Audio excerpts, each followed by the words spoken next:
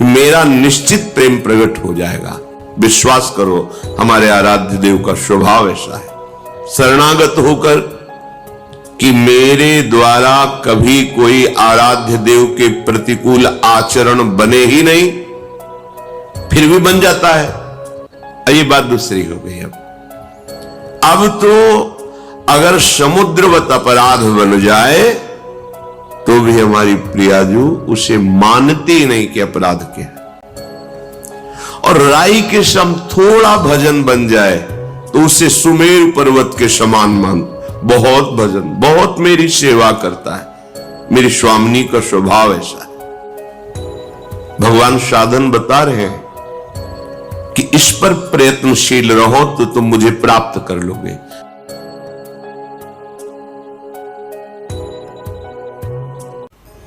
बस इस कृपा का आदर कर लीजिए।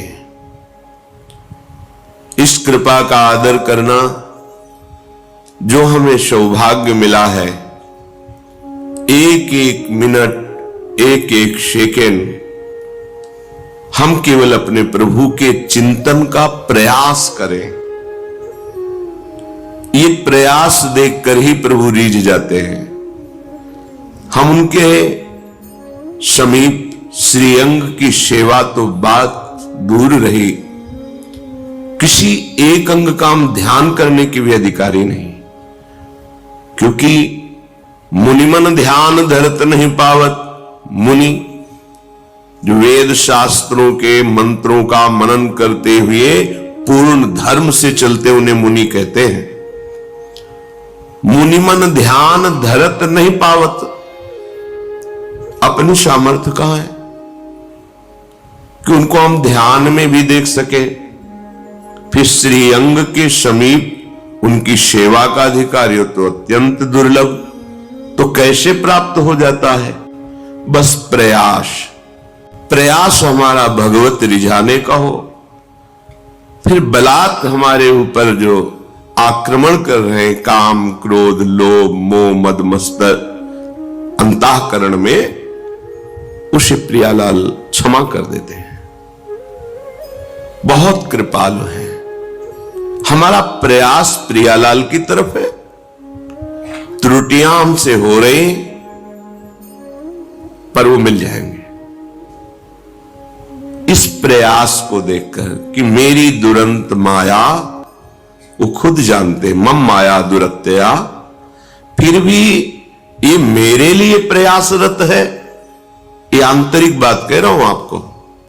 सिद्धांत में तो एक एक सेकंड के समय और चेष्टा का हिसाब होता है।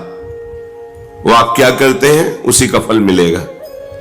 लेकिन शरणागति में प्रियालाल के चरणों का आश्रय ले लिया, वहां की बात कह रहा हूं। आश्रयदाता इतने कृपालु हैं कि देख रहे हैं कि ये जानबूझकर हमारे प्रति विरुद्ध आचरण कर रहा है, बिल्कुल कोई बात नहीं मान रहा, पर मेरी शरण में है। धक्का खा करके, नाना प्रकार के अपमान सहकर, प्रतिकूलता दिला करके उसको सही रास्ते लाएंगे।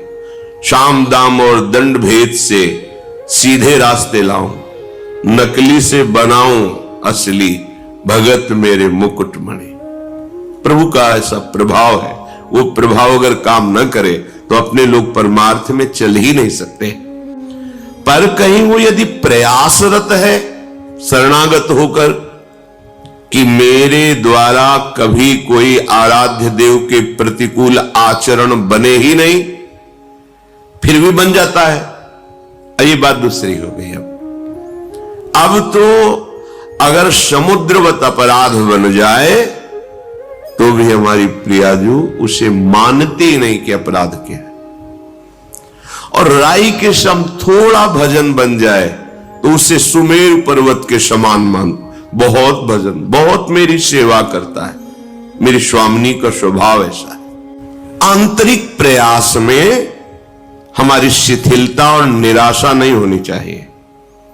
आप शरणागत हैं, आपको जितना विवेक मिला है, जितनी सामर्थ्य मिली, बस उससे ज्यादा की आकांक्षा नहीं है। जितना समय मिला है, जितनी सामर्थ्य मिली, जितनी बुद्धि मिली है, उसके अनुसार आप जो सुन रहे हैं उस पे चलने का प्रयास कीजिए। सफलता असफलता हमारे हाथ की बात नहीं, कर्मण्येवाधिकारस्ते, हमारा अधिकार केवल प्रयत्न में है। जब हम अपने अधिकार की बात करेंगे तो लाडली लाल अपना अधिकार हमें प्रदान कर देंगे। विश्वास करो, हमारे आराध्य देव का स्वभाव ऐसा है। और स्वयं श्री भगवान कह रहे कि मेरे प्रेम प्राप्ति का रहस्य मेरे समीप रहना नहीं है। गोपीजनों से कह रहे हैं। यही बात ब्राह्मण पत्नियों से भी कहा कि देखो, मेरे समीप रहने से वैसा प्रेम प्राप्त नहीं हो सकता जैसा श्रवणाद, मेरी लीला कथा सुनने से प्राप्त होता है। भगवान साधन बता रहे हैं कि इस पर प्रयत्नशील रहो तो तुम मुझे प्राप्त कर लोगे। श्रवणात्, दर्शनात्, ध्यानान, मई भावोन कीर्तनात्, इतने में ही हमारा समय पूरी दिनचर्या का जाना चाहिए। हमारी श्रवणेन्द्रिय सदैव नाम कीर्तन, प्रभु के गुण कीर्तन, प्रभु की लीला कथा सत्संग, इसके सुनने में लगी रहनी चाहिए। अब अपने को प्रयास करना है कि श्रवणेन्द्रिय से और कुछ ना सुने। परहेज नहीं करोगे, रहनी से नहीं रहोगे तो बहुत काल सत्संग होने पर भी आपका परिवर्तन नहीं होगा, क्योंकि आप अपना परिवर्तन करना नहीं चाहते तो कोई आपका परिवर्तन नहीं कर सकता। आप में जो ऊर्जा शक्ति है, चैतन्य शक्ति है, क्रिया शक्ति है, श्रवणाद, अपनी श्रवणेन्द्रिय को बस इतने पे सीमित कर लीजिए। प्रभु की चर्चा, प्रभु के भक्तों की चर्चा, उनकी लीला कथा, सिद्धांत, सत्संग, नाम कीर्तन, यही हमारी श्रवणेन्द्रिय सुने। भगवान आदेश कर रहे हैं कि मेरा निश्चित प्रेम प्रकट हो जाएगा। प्रभु के छवि का दर्शन, श्री विग्रह का दर्शन, सब में भगवत भाव का दर्शन, वर्तन नहीं, दर्शन, सब में हमारे प्रभु हैं।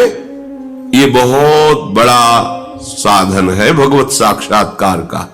भगवान कह रहे हैं दर्शनात्, अपनी जो कुटिया में श्री जी विराजमान छवि रूप में, पहले भावना करो कि छवि नहीं, साक्षात बैठे हैं। तो अगर प्रभु साक्षात बैठे हो तो हम कैसा बर्ताव करेंगे? जो हमारे गुरुजन पधारते हैं, श्रेष्ठ जन पधारते हैं, तो हम कितना सरल, नम्र, प्रिय और सावधान होकर बरता। महाराज बैठे हैं, गुरुदेव बैठे, पर ये तो गुरुदेव के प्राणाराध्य बैठे हैं। हमारी सेवा में गुरुदेव भी है, आराध्य देव भी है। उनके सामने हम कैसा बर्ताव करते हैं? छवि मान के ना, इसीलिए छवि है। नहीं कहो सो कहां जहां प्रभु नाही, फिर वहां तो साक्षात रूप है। प्रभु का रूप विराजमान है, गुरुदेव का रूप विराजमान है।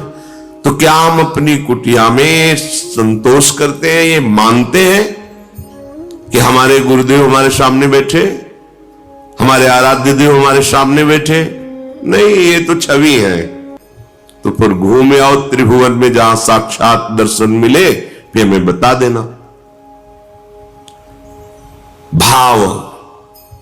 भावोनु कीर्तना, आपका भाव है, मेरे प्रीतम का नाम कीर्तन हो, सुन रहे, डूब रहे उसमें, मेरे प्रीतम की चर्चा हो रही। आहा, अहो भाग्य, आज साधु समागम प्राप्त हुआ।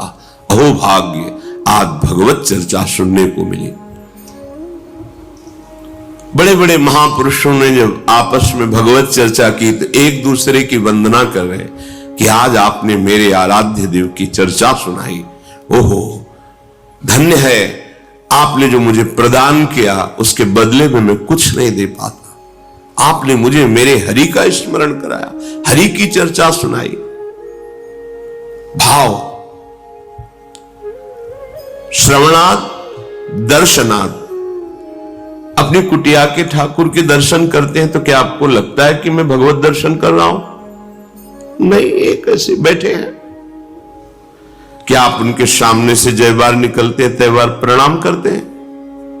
देख लीजिए अपनी दिनचर्या में, झुक के प्रणाम मुद्रा में उनके मेरे ठाकुर बैठे हैं, हमारे ठाकुर हैं, ये विराजमान है, हमारे गुरुदेव ये विराजमान है, हमारे श्री जी विराजमान है। फिर देखो आपका मन क्या कहेगा, वही लट्टू बना रहेगा उसी रूप माधुरी में। धीरे धीरे ये संतों के अनुभव की बात कहते हैं, वो छवि छवि नहीं रह जाती, फिर जिसे तुम छवि देखते हो वही छवि समुद्र प्रभु वहां नेत्रों से उनकी चेष्टाएं दिखाई दे रही, मुस्कुराहट दिखाई दे रही, आदेश हो रहा है, बात कर रहे हैं, वहीं से प्रकट होकर जहां आप छवि मान रहे हैं। इसलिए अवसर है जीवन को प्रेम रस में डुबोने का, भगवान आदेश करते हैं। ध्यानान्मयी, जो आप सेवा में विराजमान के, इसी का ध्यान कीजिए, पूरी सेवा का। ये आचार्य चरण, ये प्राणाराध्य इष्ट देव, ये गुरुदेव, ये नाम से जैसे सिंहासन में वैसे तुम्हारे हृदय आसन में या मस्तिष्क में समाये हुए हैं। जहां बैठे उनको देख रहे हैं, मंत्र अंदर से जप रहे हैं, नाम जप रहे हैं। बिल्कुल सरल बात। हम भगवान को देखा नहीं तो कैसे ध्यान करें? उद्दंडता नहीं। ये कौन बैठे हैं? तुम दिखावा समझते हो क्या? ये जो भोग लगता है तो तुम्हें ऐसे केवल ऐसा समझते हो क्या कि बस दिनचर्या है, बना लिया भोग नहीं। आप जिस भाव से भावित होकर पवा रहे हैं प्रभु, वैसे ही पा रहे हैं। वो आपके भाव में ही बैठे हुए हैं। मई भाव हो, मेरे भाव में। ओहो, मेरे प्रीतम का नाम आनंद मगन होकर सुन, मेरे प्रीतम की कथा आनंद मगन होकर, अपने प्रीतम की सेवा, जो कुटिया में विराजमान है और जो मंदिर में विराजमान है, जो जगत में विराजमान है, उनमें एकमात्र मेरे आराध्य। अंतर नहीं होना चाहिए। अंतर रखोगे तो भागना पड़ेगा, भागते रहो, कितना भागोगे? फिर अंतर ही बना रहेगा। वो अंतर रहित तो निरंतर जहां दृष्टि डालोगे वहां अपने आराध्य देव का भाव आपके अनुभव में आने लगेगा। मई भावों, मेरे भाव से श्रवण, मेरे भाव से दर्शन और मेरे भाव का ध्यान। मेरे ही तो आराध्य देव है। बस पूरा जो सेवा विराजमान उसे अपने दिमाग में बैठा लो। ध्यान हो रहा है, ये महाप्रभु बैठे, राधा वल्लभ लाल जी बैठे, नाम सेवा विराजमान, पूज्य महामहिम करुणामय गुरुदेव भगवान विराजमान है। हाँ, बस मंत्र चल रहा, ये ध्यान हो रहा है। वो ध्यान नहीं, ऊपर नाम का ध्यान कर रहे हैं।